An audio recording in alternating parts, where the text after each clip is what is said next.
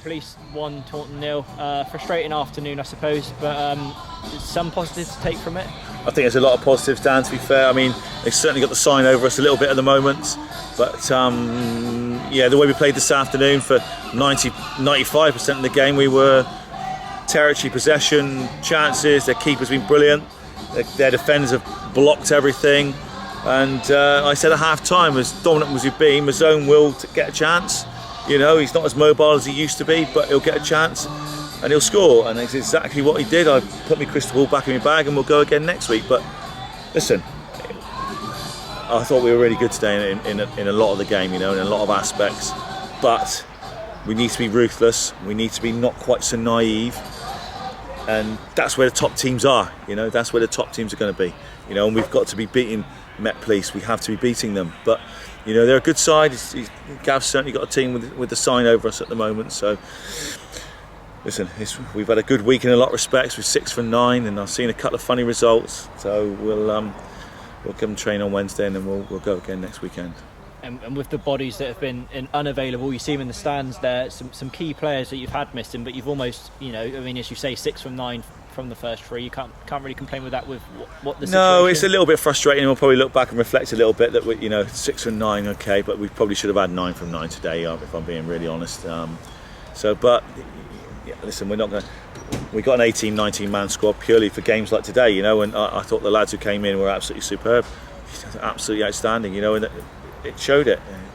But that's why it's not an 11-man squad, 11-man game anymore, and yeah, hopefully we'll have 1 or 2 back next week.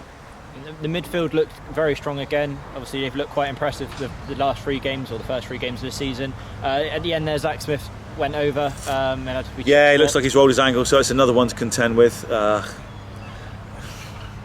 is, what do you do at the moment? It is what it is. So we'll patch him up and we'll get him back out next week.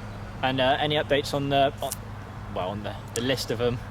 So Johan will be, you know, Johan's going to be all right come Tuesday, Wednesday. Okay, he should be fine. Sully very close next week. Lee Lucas and Jared should be fine. They'll have fitness tests on Wednesday for next weekend. They're not far away. And Benno, yeah, he'll be fine as well for next week. So, you know, we're looking at, you know, Sully may be the only one that we might not get back for next weekend, but you know, I'm pretty hopeful that we'll have them all back pretty much. And looking on to next week, we've got an informed Hayes, I suppose. They've won the first of their 3. Yeah, great side. You know, they've got a national premier front line. You know, there's no doubt about that. They're going to create a lot of chances. So, but listen, we play like we did the first half. You know, and we're confident and we're dominant in those areas. You know, and our big players play at the right time. Then yeah, we're more than capable of going up there. You know, more than capable. We're more than capable of beating anybody in this league. But we just had to be a little bit cuter at times and not quite so naive. You know, not quite chase the game quite so hard at times, and be ruthless. That's the last thing. We've got to be ruthless. When you smell blood like that, you know, like we did the first half, with all the crosses, 14 corners, was it in the first half? You've got to score. You've got to take your chances. Well, it's great speaking to you, Rob, and we'll speak to you again next Saturday. Cheers, Danny boy.